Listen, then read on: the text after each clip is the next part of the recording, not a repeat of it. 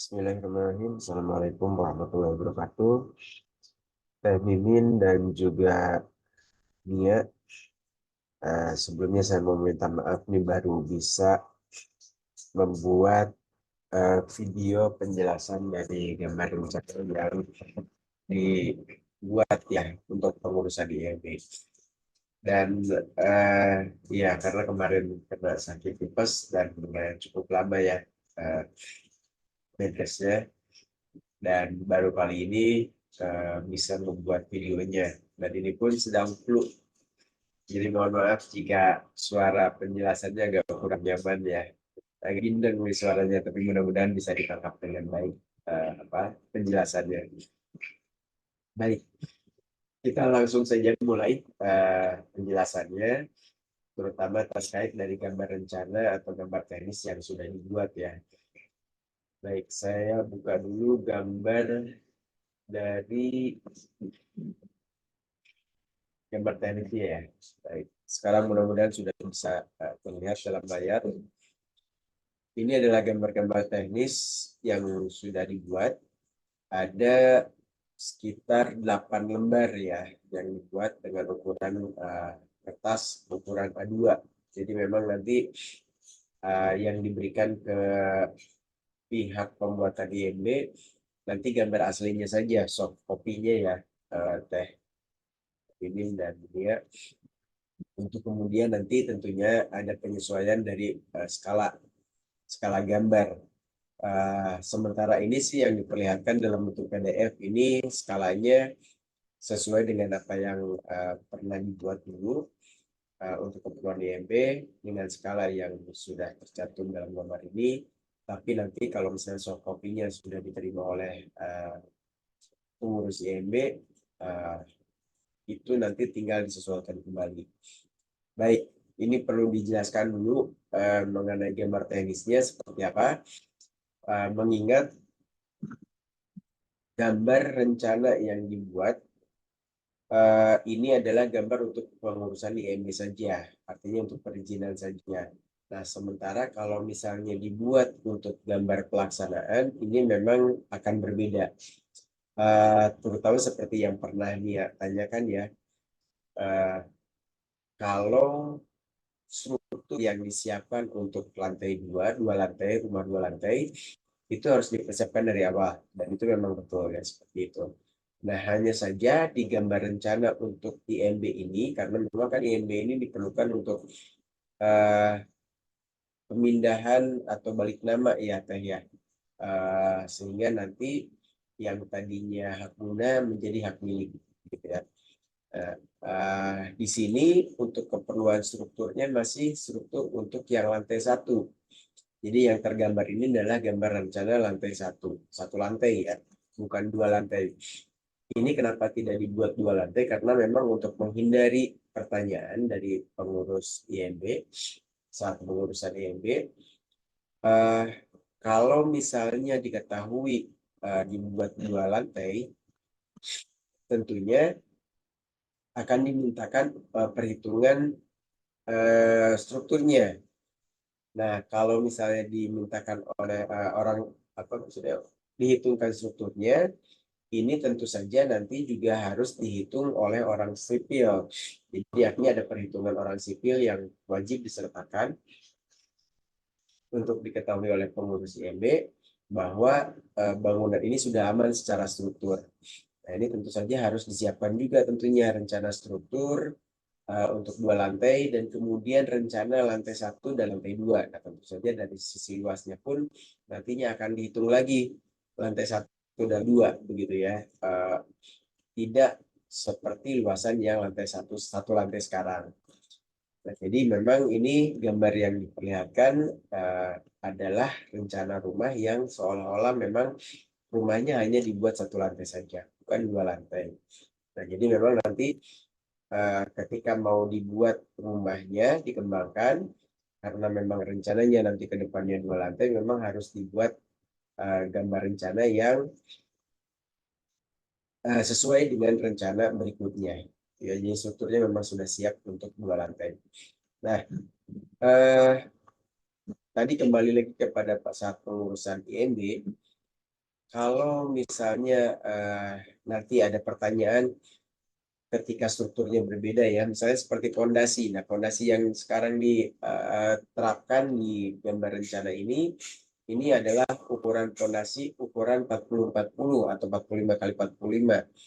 Nah, sementara kalau 2 lantai ini tentu saja ukuran fondasinya tidak bisa 40-40. Nah, ini harus dihitung lagi oleh orang struktur, dan biasanya memang rata-rata ukuran yang rumah 2 lantai itu antara 60 sampai 70 cm ya, ukuran telapak fondasinya. Dan ini perlu dihitung secara khusus oleh orang sipil. Dan tentu saja pembebanan dari bangunan pun menjadi bagian yang harus dimasukkan dalam perhitungan orang sipil ya. Nah, jadi sekali lagi ini yang dibuat adalah rencana untuk rumah 1 lantai ya, untuk perizinan dulu.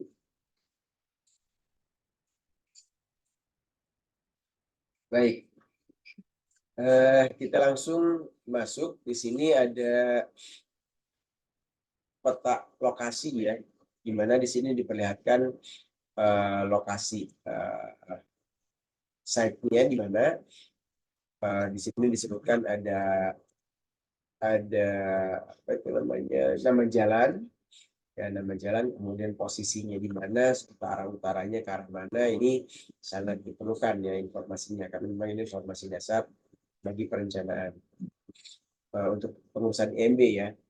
Nah, kemudian di sini ada peta suasana, di mana di sini peta suasananya diperlihatkan. Di sini ada beranggang di bagian belakang ya untuk saluran pembuangan, kemudian ada selokan, kemudian di sini tentu saja disampaikan ya ada jalan tikungan. Nah, ini masuk ke dalam gambar syarat ya, syarat IMB. Nah, kemudian di sini juga sudah diterapkan ya, ada keterangan-keterangan. Di sini masih disebutkan halaman karena tadi itu untuk mengurangi perhitungan luas yang dibuat untuk rencana rumah tinggal. Nah, jadi ini nanti tidak dihitung dalam IMB. Jadi yang dihitung itu adalah bangunan yang permanennya ini ya. Jadi nanti dalam 3 dimensi pun nanti akan diperlihatkan bangunan utamanya tanpa atap bagian belakang. Nah, sementara kalau kemarin pernah kita diskusi-diskusi mengenai di sini ada dapur begitu ya untuk keluasan produksi, itu nantinya informasi untuk Nia dan Temimin tentunya bahwa rencana kedepannya akan seperti itu. Dan saran saya sendiri sih memang ketika nanti mau dibangun rumahnya, ketika sudah mulai dapat sertifikat milik dari lahan ini, tentu saja akan lebih baik kalau dibuat rencana yang memang sesuai dengan rencana akhir nantinya ya. Jadi ada lantai yang dasar, lantai atas, kemudian strukturnya juga dibuat. Nah, ini jauh lebih baik ya, karena gambar rencana yang berupa master plan itu nantinya akan menjadi panduan ketika pengembangan gambar pengembangan berikutnya ya, tahap berikutnya. Baik, kemudian di sini juga ada tampak ya, gambar rencana tampak sudah dengan ukuran-ukurannya. Kalau di sini ada tulisan finishing cat kayu, terus nanti juga di sini akan ada informasi mengenai dinding finishingnya seperti apa, kemudian menggunakan cat apa, itu tuh sebagai gambaran saja bahwa penentuan bahan juga sudah dilakukan. Baik, kemudian kita masuk ke gambar berikutnya.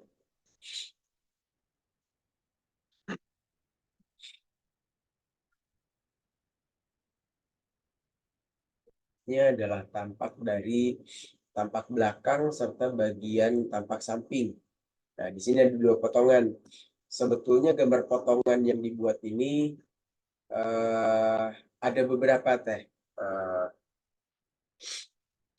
Nia ya. Kalau dalam gambar teknis itu yang dijadikan panduan untuk membangun, itu bisa saja tidak cukup 2 gambar seperti ini ya, 2 gambar potongan. Jadi tidak cukup sampai di situ saja. Tapi ada beberapa potongan. Nah, kalau yang dibuat oleh Mang Rudi, ini gambar potongannya sudah ada beberapa. Ada 6 kalau tidak salah, 6 atau 7. Tapi itu untuk tahap yang pertama sekarang untuk memastikan saja bahwa ukuran-ukuran yang tercantum di sini ini sudah benar. Jadi artinya tidak ada kesalahan yang dilakukan ketika membuat ketinggian bangunan, ya.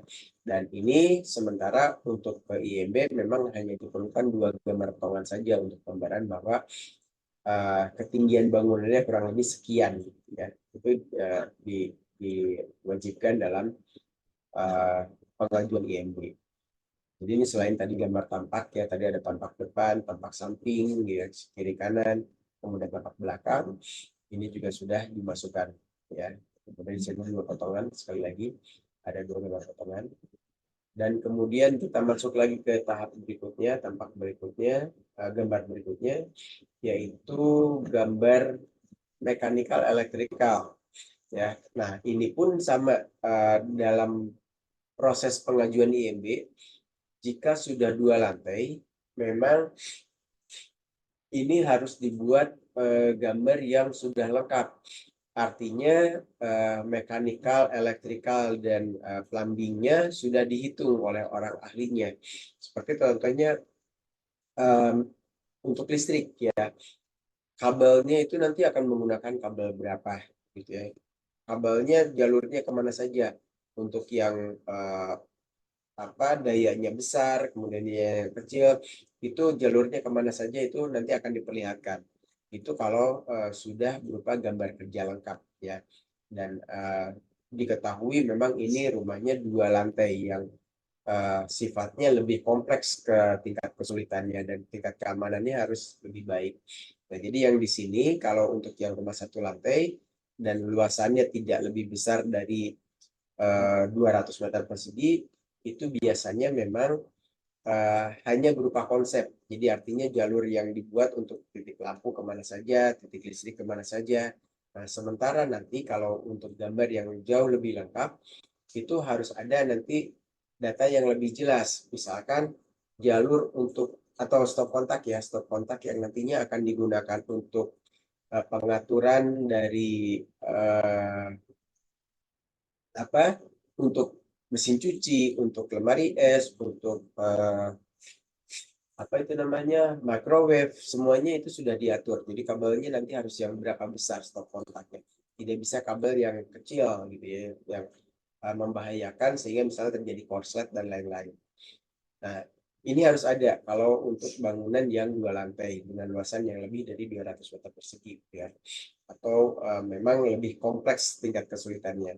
Nah, sementara yang ditampilkan dalam gambar rencana yang sekarang itu lebih pada konsep, ya. Jadi posisi lampu di mana, saklar di mana, gitu ya. Itu semuanya sudah ada di situ.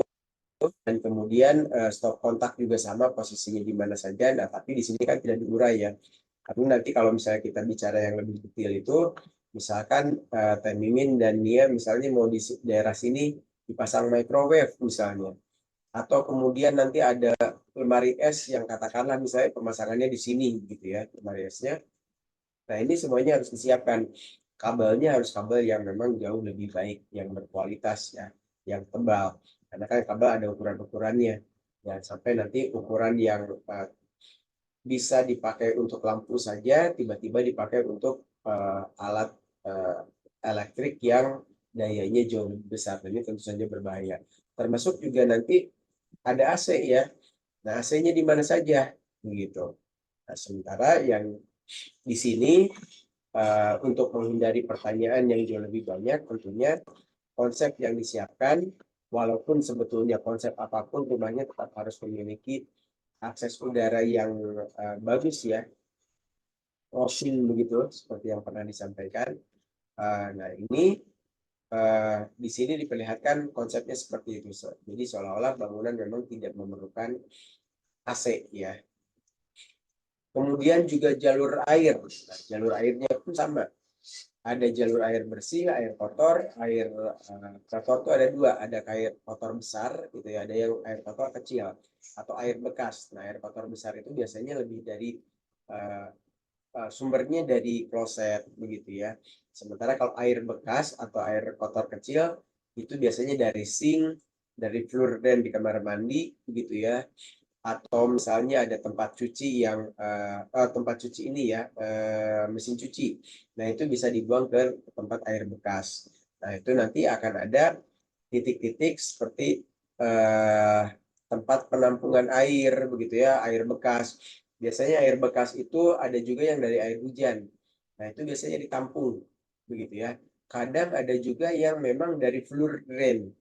Itu ditampung ke penampungan air dalam berupa bak. Nah, itu nanti bisa digunakan untuk keperluan uh, siram tanaman, pel bagian luar rumah misalnya begitu di teras atau misalnya di carport gitu untuk sikat-sikat.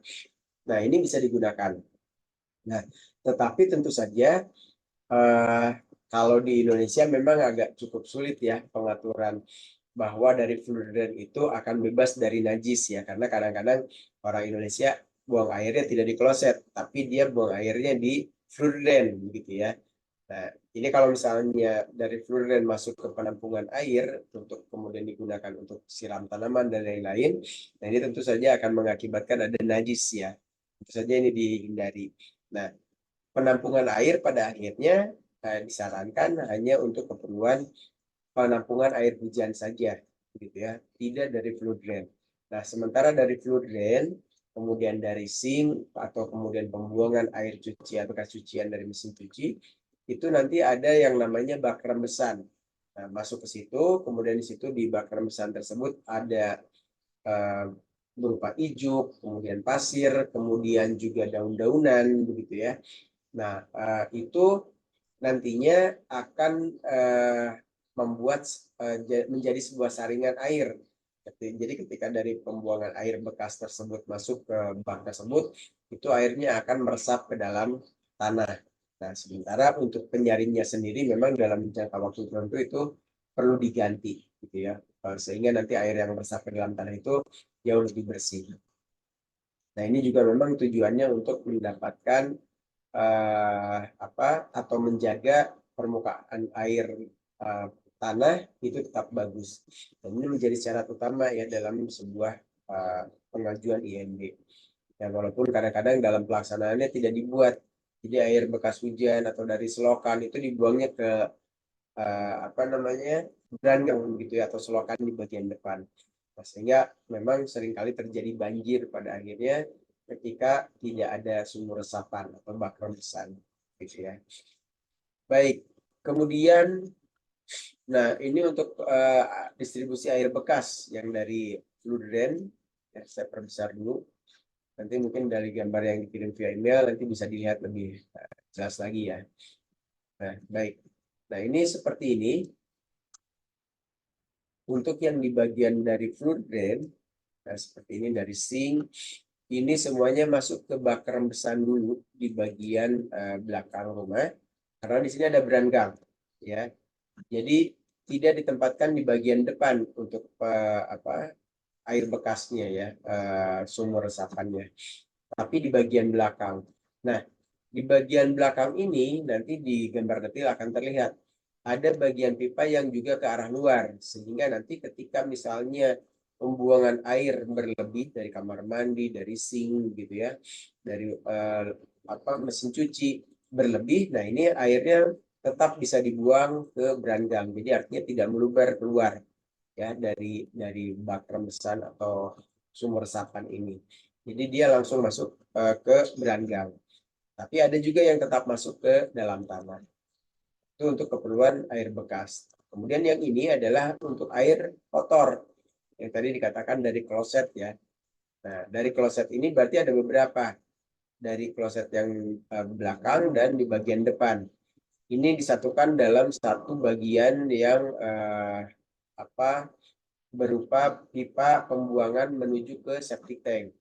Nah, septic tank nantinya ini bukan septic tank yang konvensional ya, yang berupa dua bak gitu ya, ada rembesan, ada eh, bak septic tanknya, tapi dia menggunakan septic tank yang portable. Jadi artinya nanti berupa satu unit, kemudian disimpan dalam sebuah bak yang diisi pasir, Dan kemudian nanti pembuangan air kotornya melalui septic tank tersebut. Dan ini lebih irit sebetulnya ya. Dan perawatannya juga tidak sulit ketika bagian dari septic tank ini memang mendapatkan jalur hanya dari kloset saja, tidak dicampur dengan air dari mesin cuci, dari sink begitu ya, atau apalagi ditambahkan dengan air hujan. Nah, ini terpisah, jadi betul-betul khusus dari kloset. Dan kemudian berikutnya, gambar rencana berikutnya, ini detailnya ya, detail dari sumber resapan atau bak rembesan gitu ya. Tadi seperti yang dikatakan, di bagian ini terdapat ada batu kali gitu ya, dan kemudian pasir. Kemudian juga ada tumpukan ijuk, dan kemudian biasanya di atasnya ditambahkan daun-daunan dulu ya, sehingga nanti penyerapan air atau penyaringan airnya jauh lebih baik. Nah, ini dalam kurun waktu tertentu, mungkin dalam 1 tahun 1 kali, ini perlu diganti, terutama ijuk serta daunnya ya. Kalau pasir dan batunya mungkin hanya tinggal disiram saja pada waktu-waktu tertentu, sehingga nanti kotoran yang tersisa di bagian atas dari ijuk dan daun-daunan ini bisa kemudian dibuang. Ya, baik. Kemudian yang berikutnya ada detail dari septic tank. Nah, ini septic tanknya seperti ini, tidak terlalu besar ukurannya, dengan ukuran baknya sekitar 80 ya, 80 cm, 80 kali 80. Oh, 1 meter ya, 1 meter kali 1 meter. Dan kemudian ukuran septic tanknya atau tangkinya itu untuk keperluan 4 orang atau 3 orang. Sehingga nanti ukuran septic tanknya tidak terlalu besar. Ada juga memang untuk yang 6 orang, 8 orang, 10 orang. Nah, itu tentu lebih besar ukurannya. Sementara untuk yang bagian ini lebih kecil. Di sini ada untuk pembuangan air, ya, air dari hasil olahan yang ada di septic tank ini, karena semua kotoran masuk ke sini ya. Kemudian juga tentu ada airnya. Nah, ini nanti akan diolah di sini oleh septic tanknya, termasuk juga oleh bakterinya. Itulah kenapa bagian dari septic tank ini tidak boleh bercampur dengan air sabun gitu ya, baik dari sink atau dari flue drain atau dari mesin cuci, supaya bakteri yang di sini itu tidak mati. Nah, ada obat pembantu juga yang dapat digunakan untuk membantu menguraikan kotoran lebih cepat. Ya, jadi nanti tidak tertampung lebih banyak di sini, jadi lebih cepat terurai ya kotorannya. Sehingga nanti ada obat yang secara berkala dimasukkan ke dalam septic tank ini. Ya, ini tidak membunuh bakterinya yang ada di dalam septic tank, tapi akan membantu penguraian. Nah, nanti air yang berlebih akan dikeluarkan ke arah selokan. Nah, yang di selokan ini tentunya air yang keluar dari septic tank ini jauh lebih bersih. Bersih itu dalam artian bukan berarti bersih yang bisa dipakai untuk cuci tangan ya, tapi memang keluarnya lebih aman untuk lingkungan. Ya, seperti itu. Baik, kemudian masuk ke yang berikutnya.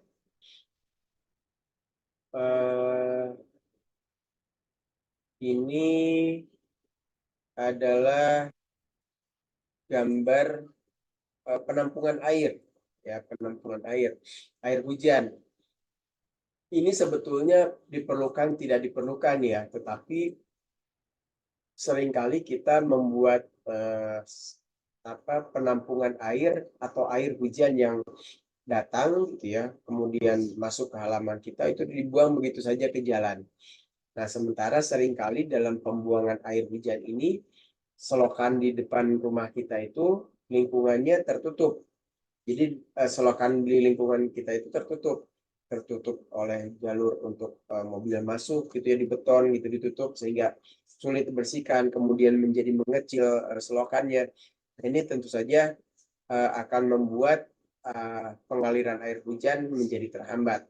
Nah, ini yang seringkali menjadikan banjir muncul di lingkungan kita. Nah, dengan adanya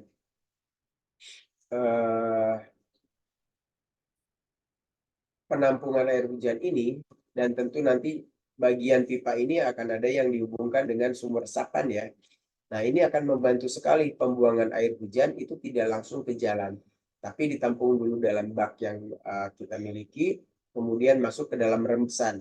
Nah, rembesan ini pun sebetulnya atau sumur resapan ini sebetulnya akan jauh lebih baik ketika di dalam halaman rumah kita saja, misalnya minimal katakanlah kalau di rumah Nia dan Tengini ini katakanlah ada 6 titik ya sumur resapan berupa pipa, kemudian nanti air masuk ke dalam sumur tersebut. Nah, ini akan membantu permukaan air tanah jauh lebih bagus dan mengurangi resiko banjir juga di lingkungan kita. Ya, walaupun tentu 1 banding berapa belas rumah yang ada di sekitar rumah kita tentu akan menyulitkan banjir, penyerapan banjir ya, yang air yang berlimpah di lingkungan kita untuk kemudian diresap oleh sumur resapan yang kita buat. Tetapi setidaknya lingkungan halaman rumah kita ini akan lebih aman dari genangan air, gitu, karena ada sumur resapan atau bak rembesan ini.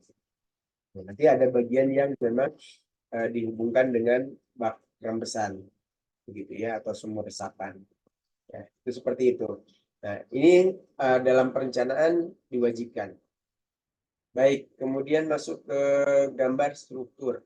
Nah, ini gambar strukturnya seperti ini.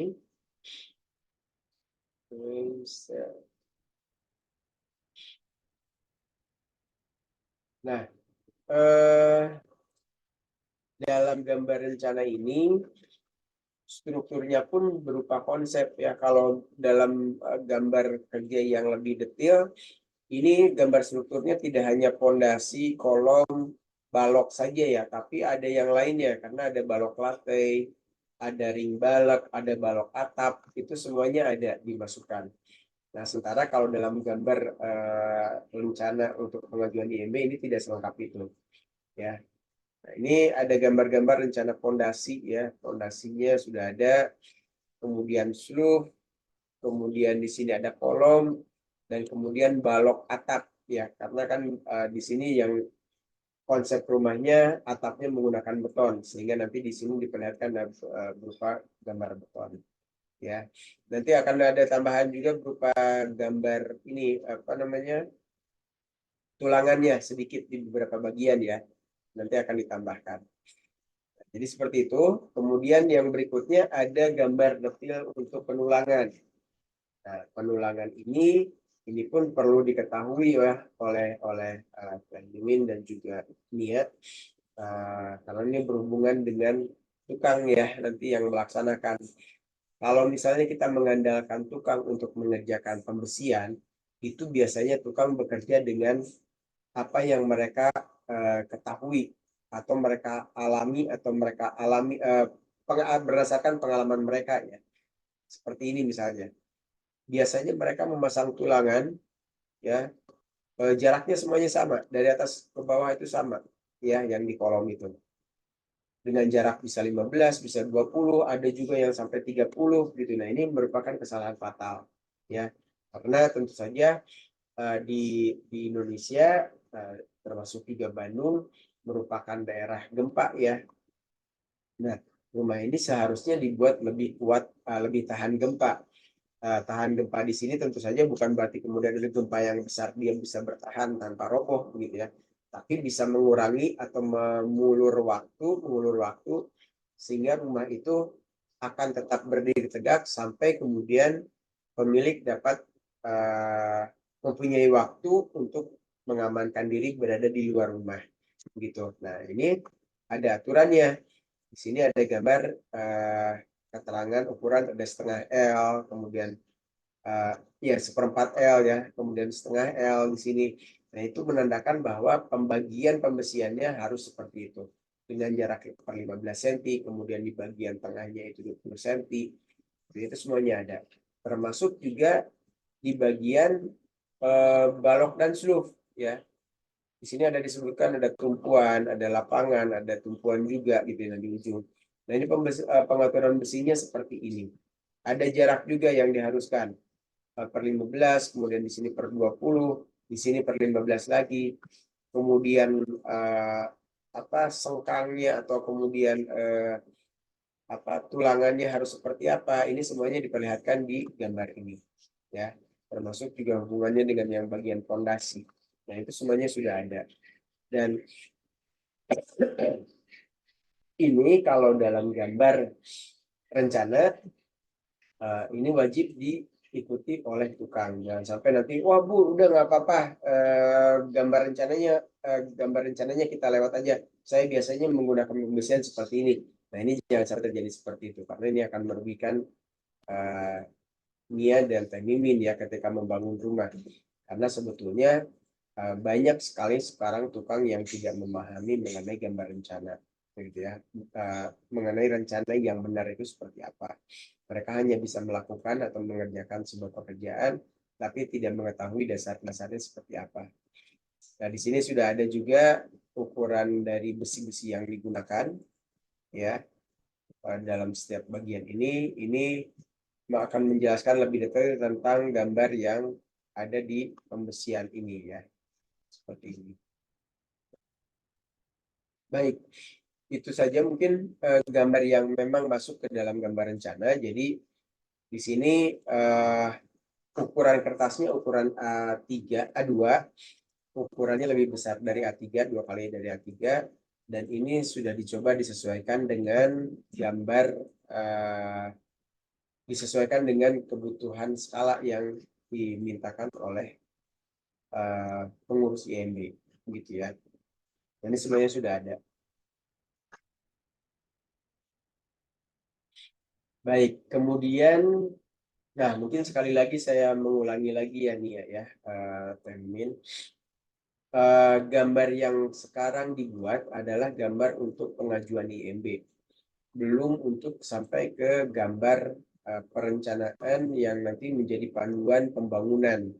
Karena sekali lagi, jika di gambar rencana ini sudah sesuai dengan gambar rencana yang dibuat untuk 2 lantai, nah ini nanti akan ada pertanyaan, mana perhitungan strukturnya? Kemudian mana gambar detail strukturnya? Nah, perhitungan struktur serta gambar detail strukturnya itu harus dibuat oleh orang sipil, ya, oleh civil engineering. Nah, sementara yang dibuat sekarang ini lebih kepada untuk pengajuan IMB.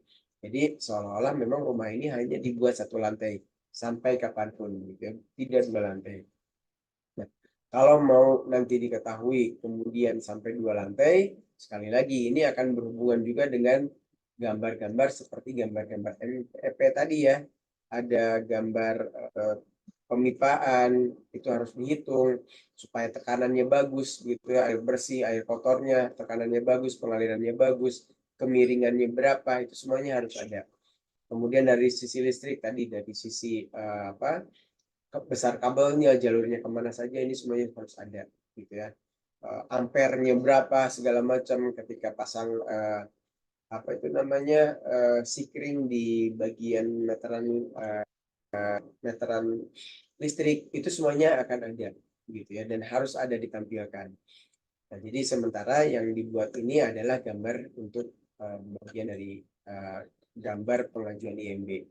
Nah, sementara kalau itu harus dibuat lagi sesuai dengan gambar rencana Mimin, Nia ya. Jadi berbeda memang gambar-gambarnya. Baik, itu saja mungkin rencananya dari atau penjelasan gambar yang saya sampaikan. Kalau untuk gambar denah dan tampak yang lebih detail tentu sudah pernah disampaikan dan di video sebelumnya ya, terutama mengenai konsep dari rencana tampak serta denahnya itu sendiri. Baik, mungkin itu saja yang saya jelaskan. Mungkin dalam 1-2 hari ini ke depan atau 3 hari ke depan, saya akan melengkapi gambar yang tadi saya sampaikan, oleh beberapa yang masih perlu ditambahkan keterangannya, dan nanti setelah selesai baru kemudian akan dikirim via email ya untuk gambar rencananya, untuk kemudian nanti bisa diajukan ke pengurusan IMB. Mungkin begitu, Nia dan Teh Mimin, terima kasih banyak dan wassalamualaikum warahmatullahi wabarakatuh.